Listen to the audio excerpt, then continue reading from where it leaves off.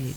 So, Shivani, do you have a question? I have a few actually. Okay, let's take them. We'll take them one and one, and then we'll see if anybody else, and maybe we'll get to all of them this evening. One is about your journey, and then the others about my life. So Okay, so the first, I'll repeat for the. Okay, so first, Shivani's first question is about my journey. it's like, when did you know that this was the path for you, and how did you?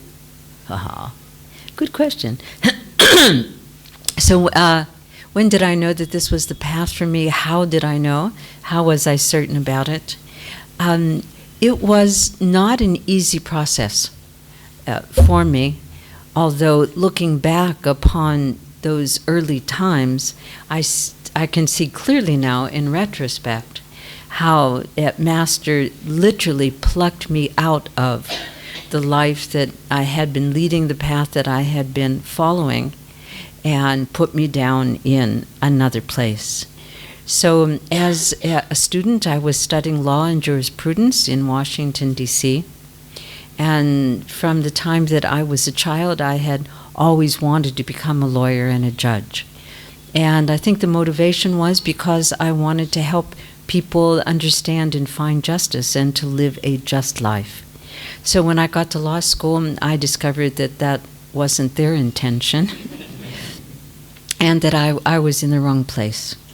I remember very clearly my first day. I think it was the first class in law school, and the teacher very smugly looked out, and we were a large group, and he said, let me see if I can remember the exact words. He said, "If anybody here believes that there is a natural or an absolute law, you're definitely in the wrong place. I suggest you get up and go down to the other building where they're teaching theology." And so that put me off considerably, and I should have gotten up and walked out and went to the Faculty of Philosophy or Theology, but I didn't. I stuck it out for a couple years, but it just didn't fit. And so for, I think the only time in my life I got depressed. And maybe we'll talk about that in tomorrow's class, what is depression all about. But for me, it was the fact that I had direction in my life, and I had ideals, and I was looking forward to leading a serviceful and a fulfilling life. And I saw that it wasn't going to be that through that way or those channels. So I didn't get out of bed for 10 days. And after 10 days, I must have been hallucinating because I heard a voice. And that voice said to me, "Go to California." And I said, "What?" And we're talking 1968. And, California, strange people and hippies and drugs and so forth. And but it was like when I heard that, something in me said, "Yes, I'm going," and I got up and went.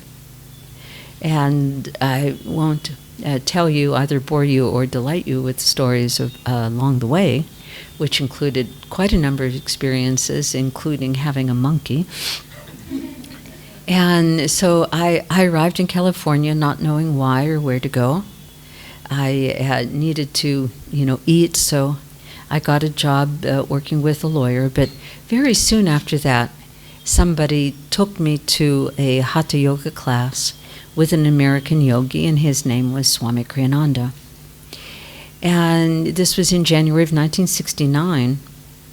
And I wasn't terribly impressed with Swami Kriyananda. I didn't have any expectations, but he was just strange. I was going for a yoga class, and he started every class by taking out his guitar and singing songs that he had written. And I thought, what does this have to do with yoga? But anyway, I loved the yoga, and I loved the way that he taught it and guided it. And he had just finished writing a book. It was just in manuscript form. It was called Cooperative Communities, How to Start Them and Why. That title resonated with me. It was something I had been thinking about and exploring. I had been living recently in a student house, and so it was a little community. I was very interested in community. I had seen that the way people were living was not bringing them happiness or satisfaction. Anyway, I read the book, and Swami said during his classes, if any of you are interested in exploring this way of life, please come and visit. So I wrote and I went.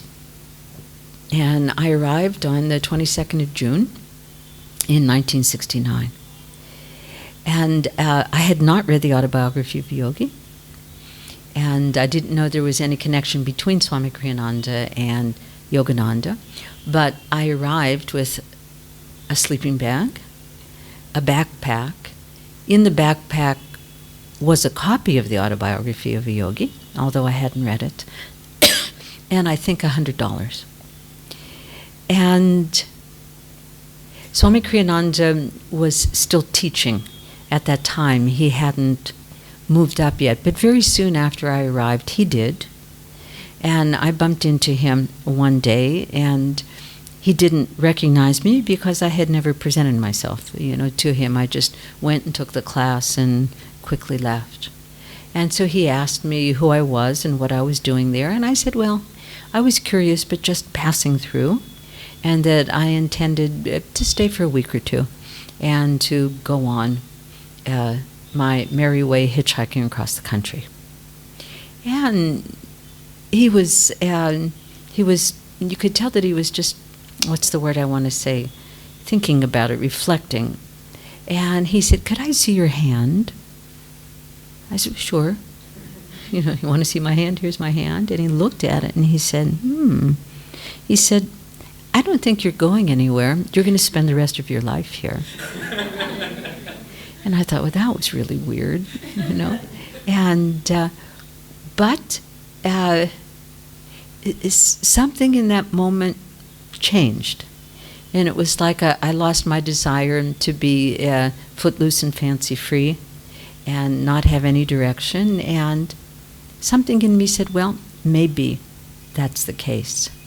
Now, from that point in time, for the next 3 years, I was not sure who my guru was. And, of course, I read the autobiography. I asked Swami Kriyananda if he would teach me how to meditate, which he did. I was serving in the community. I was fully a part of the community, but I just wasn't sure. I didn't know about a lot of things, And one of the things I didn't know was if I really needed a guru. And I was raised in a Jewish tradition, and although there is that tradition also in classic Judaism with the rabbi and so forth and the tzaddik. Anyway, I just didn't know. And of course, Jesus was on the altar, and there was a big statue of Jesus, and wow, Jesus, what's he doing here? So there was a lot of external reasons that made me question about it. Swami was very patient. And I went to him one day and I said, Swami, I don't know if I need a guru. I don't know who my guru is. And he said, well, why don't you just accept that God is your guru? Because God is the guru. He will guide you. Well, I really liked that answer. It kind of took the pressure off, And so I relaxed enough to begin to just evaluate my life. Well, during my attitudes, during that time, people came to the community, and some of them within a very short period of time were taking Kriya initiation. And I remember on the days of Kriya initiation, I didn't know who my guru was, and I'd kind of hide behind a tree and watch people go into the temple. They were in their whites. I was thinking, am I ever going to go into the temple? And I was waiting for a voice. The voice had said, go to California, so I was waiting for what's next, the next direction. And that voice just wasn't coming. And I was thinking, well, I have to be sure, I don't want to miss all of these things that rise up in our mind that are due to our ego. And one day I woke up and I realized that I was never going to be 100% sure. Not the way I thought. That it was going to be just clear, no mistakes, it was going to be fine, that it was just that wasn't happening. And so I began to ask myself, some questions, like, how do you feel here? Are you happy here? Do you like the people here? Do you like the teachings? What if you left?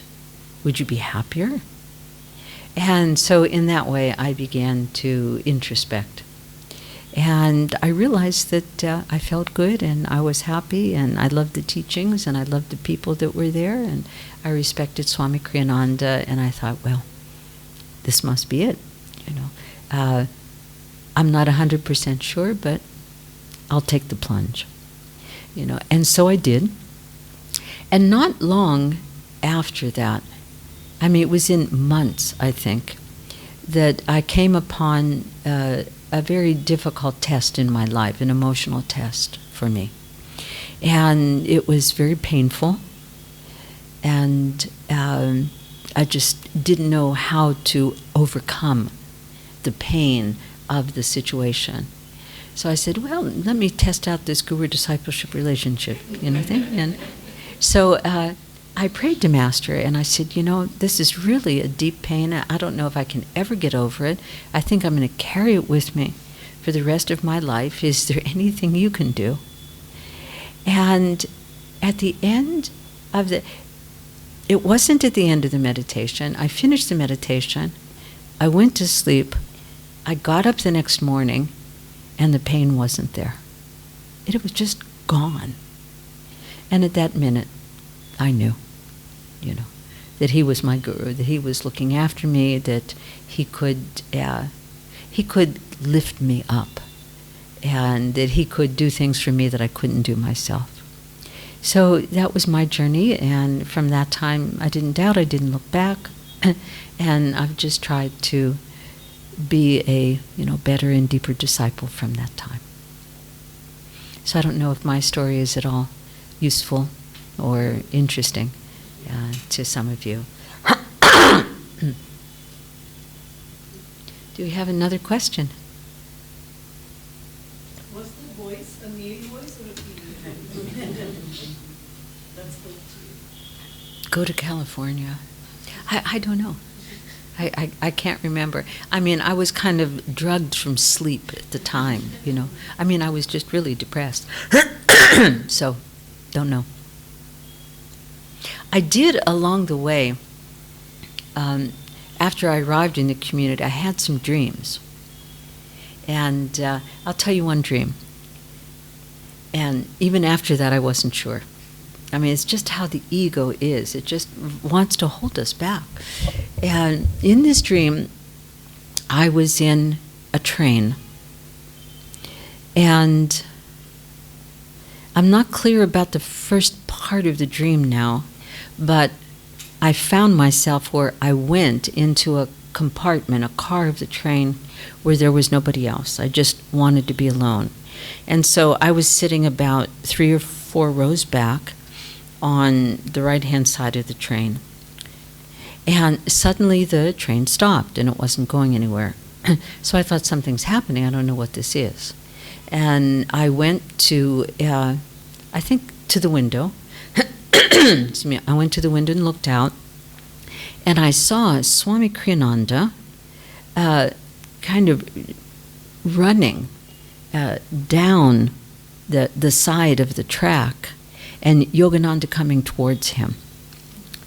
And so, they met and they embraced, and then they start walking back, and they came in my car.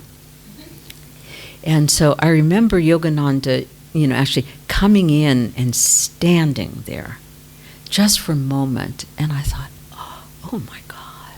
I was just overwhelmed in his presence. And then he and Swami walked a little bit past me and sat on the other side. And they were just talking, they had a lot of things to talk about. And I was just like sitting there in the joy of it. I wasn't listening, I wasn't trying to listen, I was just too, caught up in the joy of Master's presence. I remember thinking I'd never imagined, that it would be like this. Because, there's Master, he's on the altar, it's flat and two-dimensional, and all that. Oh, wow, I didn't know it was like this. So I was there enjoying it. And then they finished their conversation, and Master came out into the aisle and started walking up the aisle, going past me, and my arm, it was, on the back of the chair, the seat. And he stopped, and he grabbed my hand, and he squeezed it. And he looked in my eyes, and he smiled at me, and he said, "Jai Guru." And then he left, and I woke up. And then the ego comes in, And it probably wasn't long after that. I mean, it was certainly, that dream was a contributing factor, but it wasn't like the next day I went and took Kriya. So, each one of us has our karmic resistance and our blindness. And the Guru was patient, Swami Kriyananda was patient with all of us. And when it was the moment, then it becomes revealed, So that was your question, was in a male or a female voice, okay. Other questions? Are the gentlemen going to ask questions this evening? You're just going to leave the floor to the ladies?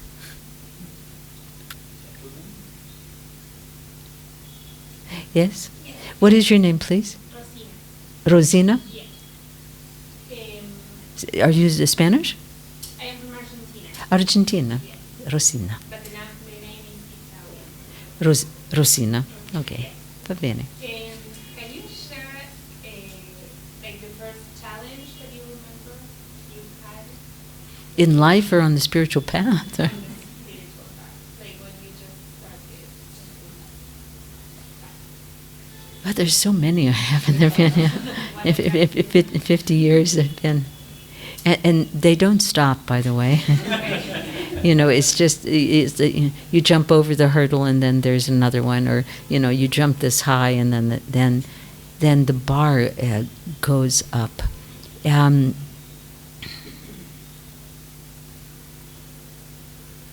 The one, that I mentioned where I was having, it was basically a heartbreak, and that was a very big challenge, for me, because it was also a conflict between divine love and human love, and also between being accepted by God and rejected by human beings, and we've all come to moments like that in our life, and I had them beforehand as well.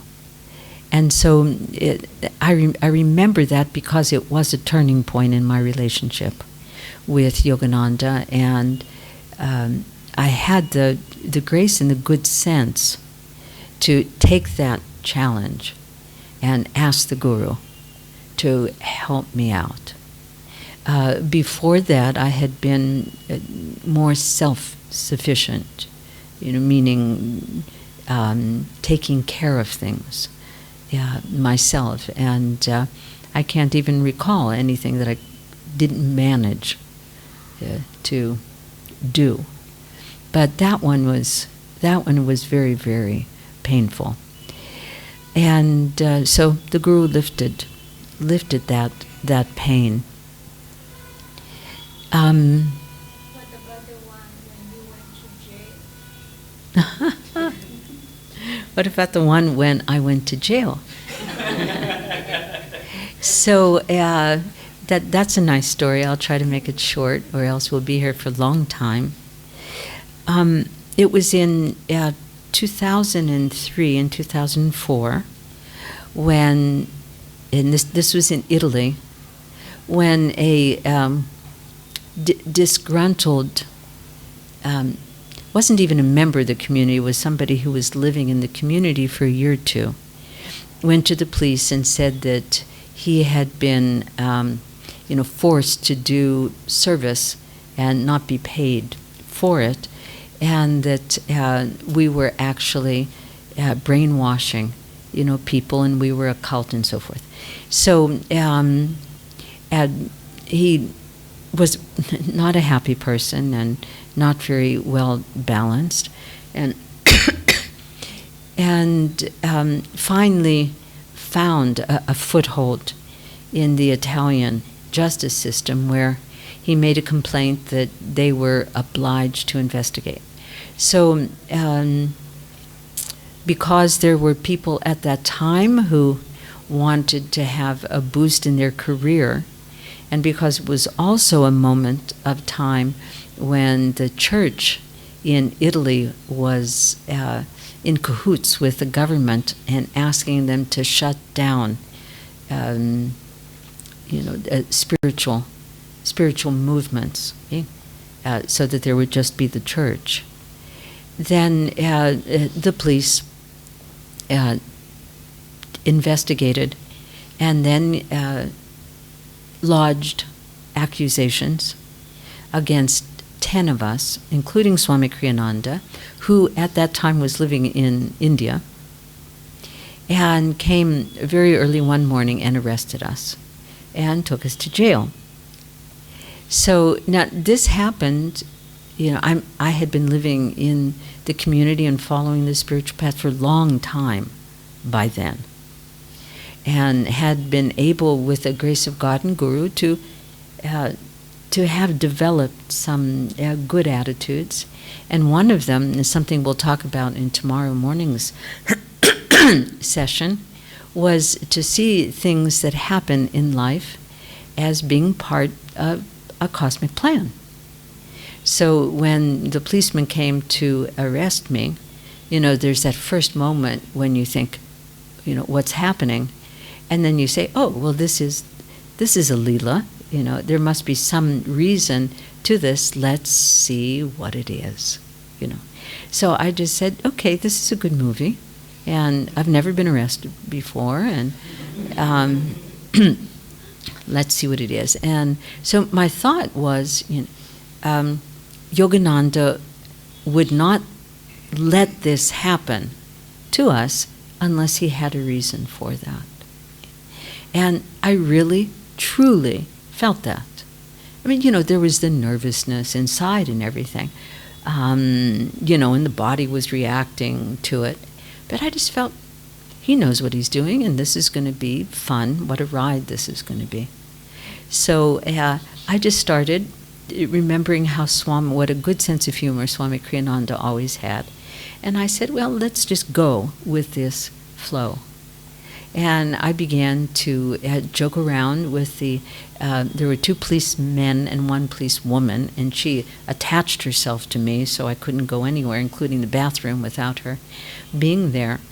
So I tried to engage her in the process of packing my suitcase. So I went to the closet and I opened it, and there was a big suitcase and a little suitcase, and I said to her, which suitcase do you think I should take? Am I going to be there a few days or a few months? What did she say? Well, I don't know. I said, well, let's make a decision. What do you think? I said, well, I'll take the small suitcase. I'll be positive about it. And, then we went to my closet, and then I just started pulling out one thing after another. What do you think of this? Should I take a sweater? Should I take some warm socks? It was March and it was snowing. It was really cold. So we went on like this, went to the bathroom. Should I take the big shampoo, the little shampoo? And, she just didn't know what to do with it. But by the time we got to the car, the policemen, they were carrying my luggage for me, and we were having, kind of a good time about it. And I said, I get car sick. Would you mind driving slow? Yes, ma'am, it's okay, I'll drive slow. And then each one of us was arrested individually, and then all the women were taken to one place and the men to another. Swami, as I said, they were here. Swami was here. He's the one they wanted. And he wasn't there.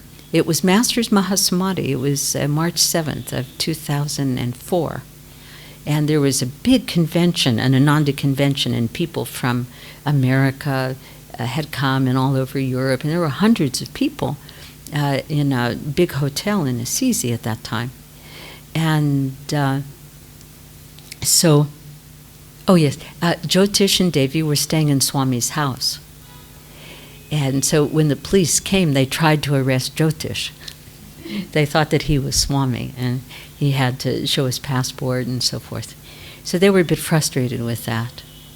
But we got to the jail, and the policemen were carrying my suitcases.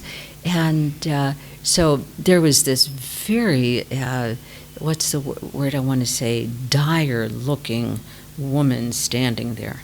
So I thought, gosh, I need to cheer her up a little bit. So I went there and I said, I'm really sorry we didn't call ahead to make a reservation because we just, didn't know about this. So if you're full right now, we'll just go to a hotel nearby and just come whenever you want. She just staring at me. And I said to her, oh, and what's your name? She said, you can call me Agent. I said, okay, Agent, that's fine. And so she opens the gate, closes the gate behind us. I was there, Kirtani was there. Some of you know who Kirtani is. She's the spiritual director of Ananda Europa. And Gitanjali, who lived in Gurgaon for some years. So there's the three of us. So we go inside and the door clangs shut and another agent walks down and she stands in the doorway. She looks at us and she puts her hands together. She goes, Om Shanti, you're from Ananda, aren't you? Yogananda sent you. There it was. There it was. After the whole thing was finished, she took discipleship. She is convinced to this day that we were arrested and went through that whole thing, which is a very long story, just to come and get her. Yeah. So, and it was a big test for everybody. I mean, even those in the community who were not arrested were interrogated, and it went on, and we were, front page news and TV, and we were a cult, and we were doing black mass, and we were brainwashing people and sacrificing children, and I mean, it was over the top. And then we could just kept seeing the hand of Master, and we had fabulous lawyers. They were calm, they were dharmic. They just kept saying to us, just ride it out. Just ride it out. It's going to go on for a long time, and by the time it gets to court, most of it will have disappeared. And we just said, okay, if that's what you say. And so it was a big test of having faith in the Guru. So when we become a disciple, it's really the beginning of a relationship. And that relationship is going to be, tested, first through a heartbreak and then by being in jail and so forth. We were in jail only for 5 days. And by the way, they were full. The women's jail was full, so they put us in the infirmary, which was this big room that had about 10 beds. There were a few other women there. And there were 2 exercise bicycles. There were 3 bathrooms and a kitchen, and but there was no heat. The heat was broken. And so I thought, well, you can't be passive when life challenges you. So attitude is very important, but then also it's important to make a statement. And so I said to them, you needn't bring me any food that I'm not going to eat. And that freaked them out, totally. And I didn't want to. I said, "Don't worry about it. It's okay." But I'm just not. They said, "No, you can't do that. It's not good for your health, and it's not going to make any difference." I said, "Yes, it is." I said, "It's going to make a difference to me."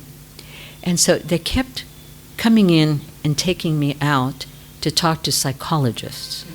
So I got to talk to 3 psychologists in the 5 days that we were there. We had great conversations together. They were asking advice from me, and because they had a stressful life, and we talked about maybe having classes in meditation in the, I got to the director of the prison called me, and she said, this is going to make absolutely no difference to the outcome. And I said, well, that might be the case. I said, but it makes a difference to me, and it makes a difference to my friends. And I said, and I think it also is going to make a difference. So I said, look, don't worry about it. I said, I'm not doing this because of, any bad treatment. I said, I'm happy to sign a statement that I'm being treated just absolutely fine. And so I did. And after it was over, our lawyers, and this is a very touching moment, our lawyers came and we had a satsang with them. And there were two of them. They worked together. And so they said to us, when you were arrested, we weren't sure. And, of course, we defend you anyway, but we just weren't sure if you were guilty or not, because, on the surface of it, it seemed that you were perfectly innocent, but we just didn't know. And on the second day that we were in jail, they came, and we were waiting for them, And afterwards they said, we've been to that jail a lot. We know it well. We walked into the jail that day, and asked to see you, and we were sitting there waiting, and we recognized that something was different. That people were walking around, they were smiling, people working there. And everyone was talking about you. They were talking that you were singing. All the agents were going up there. You were involving them in singing. They couldn't wait to get up to the place where you were. They liked to go. And they said, in that moment, we knew. We knew you were innocent. And then they just carried on. So we can expect to have our faith and our discipleship tested. And tested again and again. And I must say that on that, after that, it doesn't need to be tested anymore. And did everybody react in the same way? By and large, yes. By and large. But of course there were people in the community at that time who had been there a few months, or just a few years. And it was a very frightening experience for them. But it was important, our attitude and the way that we responded to it. There was a lot of work to be done. A lot of research and all kinds of things that had to be done. But it was a very important experience for everyone in the community, and it consolidated us, and also our bigger family.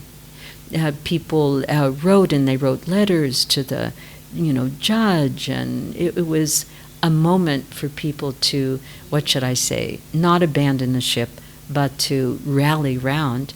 And everybody had to affirm why they were following the spiritual path and following these teachings. And it was, rather than, they sequestered everything. They shut down all of our bank accounts and took all of our money, and fortunately they sequestered the buildings, but they let us, thanks to our lawyers, continue to have activities. Okay, so, but having to go through that experience and raise up our level of energy and our level of faith, and it united the community. From that moment on, the work in Europe grew, just very much so. One reason was we got about $1 million worth of free publicity from it. So that was a big challenge, and don't be afraid of challenges. It's just like you go to school, you study something, and then you have an exam. And you have an exam, and you see the questions you answer right, the questions you answer wrong, and then you deal with what you answer wrong and get it right the next time. So tests are real important in life. Okay, we have time for a couple other questions. Yes. Greetings. Greetings to you. It's a curious question. How different would your life and journey on the path be had you continued to live in the community but have not taken Kriya initiation? So the question is, how different might my life had been had I not taken Kriya initiation but continued to live in the community? Well, there are people who are living in the community who don't take Kriya. They're basically people who have come with, perhaps the spouse, of someone or the parent of someone. The people in the community, they sooner or later do take Kriya, and if they find that it isn't their path, then they go on to seek something else. Ananda, Swami Kriyananda has always been very open, even when he's known that a person coming to the community is not suited for this particular path, always accepts people because all experiences, are helpful.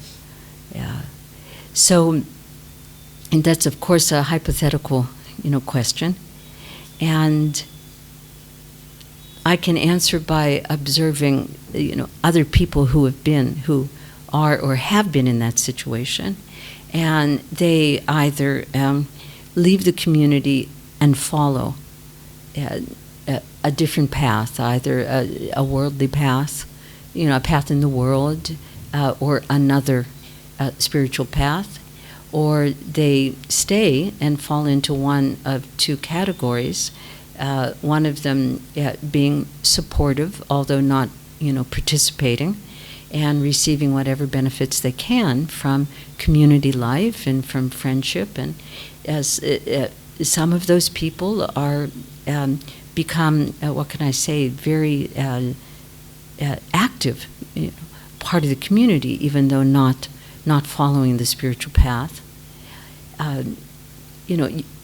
Every master has disciples who are at different stages of their evolution and of their understanding and of their ability, to accept. And the guru accepts everyone. When I was, those 3 years that I was trying to work it out, and one thought was, what if I make a mistake? What if I take discipleship and Master's not my guru? What's going to happen? Do I get sent to hell? Do I have to leave the community? What is it? And I tried to think about it rationally, and I came to an understanding. And I don't know if this might be helpful and if this might be your question or not. But given that masters are masters, that they don't have any personal desires, that they certainly don't want to assume the responsibility for anyone who's not their responsibility, I came to understand that if someone takes discipleship, declares that they are a disciple, and they don't belong to that master, that the master will take care of it. And I had this little, I'm kind of a fanciful person. I have these little, scenarios that run in my mind. So there's Yogananda, and there's been a discipleship initiation on earth. And so a disciple, an angel in the astral world, goes to Yogananda that day, and he presents to the master a list of new disciples. And so Yogananda looks at the list, and he goes, oops, this one's not mine. I wonder who he belongs to. Let me look it up. Okay. Calls him up. Hey, Baba, I've got one. I got one that belongs to you. What should I do? Oh, okay. All right. I'll take care of him for what? About a year? All right. What do you want me to do? Okay. I can handle that. Good. And then, I'll send him on. And, or I'll say, okay, send him over right away, or I'm not going to be around. for this incarnation. Why don't you just take care of him for me? Teach him, these things, and I'll pick him up next time. So it's like, there's no mistakes. None. And everybody has their own moment of awakening. The gurus really will not take responsibility for a child that's not theirs, but we might be a foster child for a while, and they'll take care of us. One more question. Let's come back to you. I was wondering, why do we have an ego? Just our purpose doesn't help us. Just it would have been so much easier. Wouldn't it? Yeah. Yeah, but then, no story. No story at all. Every story has a protagonist and an antagonist. Think of Mahabharata. You all know Mahabharata, and they're the good guys, and they're really good. And do we relate to them? Are you an Arjuna? Are you a Bhima and whatever? And then it's got the bad guys, and the bad guys have a lot of noble qualities. Okay? I am fascinated, have always been fascinated by Karna. Okay? Just unbelievably tragic hero. Firstborn, should inherit, the kingdom, doesn't know who he is. At the end, he does know who he is, but he carried, just what a tragic story. And in fact, I've started reading some books, some modern novels I've discovered an author. Her name is Kavita Kane, and I actually met her. I wanted to meet her. She lives in Pune, and her first novel, written in 2013, is called Karna's Wife. And then her second novel, which was the first one I read, is called Sita's Sister. Did you know that Sita had a sister? No, she did. Absolutely. Urmila, and she married Lakshman. And there were two cousin sisters that married the other two brothers, Bharat and Shatrughna. Anyway, back to Karna. And what about Bhishma? Bhishma, first commander-in-chief of the Kauravas, and bad guy, and such a noble, sacrificing character. And Yogananda says that Bhishma symbolizes our ego. It has lots of noble qualities, but it has a role to play. And it's an instrument of Maya, of delusion, and that it makes us think that we're separate, and that we don't belong to the infinite spirit. And it plays its role very well. And it has a positive role to play for a great part of our evolution, because it encourages us to be ambitious, to look for fulfillment and satisfaction, until we realize that the satisfaction and fulfillment that we're looking for, we're not finding. Okay? So up to a certain point of our evolution, the ego is very helpful to us. We can't rise up from the Shudra level of consciousness without the ego that eggs us on to be more, and to do more, and to be better. And then at a certain point in our evolution, we realize that it's no longer working in our best interests. It's working to keep the drama going on, the never-ending story. That was a children's book, wasn't it? Have you seen also a movie, The Never-Ending Story? So that's what the ego is. It keeps us in the never-ending story. And we have to figure it out. I love mystery books. Do you ever read, mystery detective books, Sherlock Holmes and all of the others? Okay? So that's the fun of living, is to figure it out and to realize that, there are hidden realities, So without that, without a little grit, it doesn't go on. Now, you might remember, if you've read The Path, that Master used to put it to the Divine Mother. He would get angry he would say, why? Why, Mother, have you caused it to suffer? I didn't ask. Humanity did not ask for this. And this is our question. Why? And as it says somewhere, one of the poets, ours is not to reason why, but to do.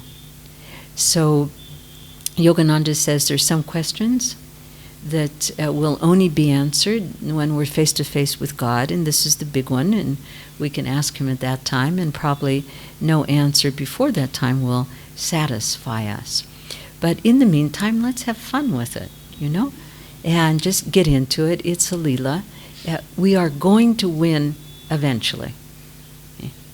It's inevitable. It's like, you've looked at the last page, and that the hero is still alive, and he got the girl, and so, or the mystery's been solved, and it's so forth, and so we know how it ends, but we don't know how we're going to get there, and that's the delight of it all, and there's a lot more that can be said, but. Remember, Mahabharata? Mahabharata? Bhishma was given the boon that he could not be killed. Yeah? He could not die unless he decided to die. So even when Arjuna shot the arrow, and many arrows, and he was lying on the battlefield on the bed of arrows, he had not decided yet to die until the planets were in the right position for him. And at that place, he gave a lot of wisdom to the Pandavas. One of the greatest books of Mahabharata is the Bhishma Parva, and I think it's the longest one. But he couldn't be killed, and he had to himself decide. And that's a quality of the ego. We can't kill the ego. Even masters have an ego. You have to in order to be born in the physical world. But their ego is purified. Their identity is with God and the infinite spirit. So it's not a matter of killing the ego, it's a matter of expanding the ego's identification from this little being and this little body, from our personality, from our defects and our assets, and acquiring through our many incarnations an identity with a larger and larger reality, okay? Until we identify with the spirit and we decide that we want to merge back again. And we're on that journey, okay? And the Guru helps us.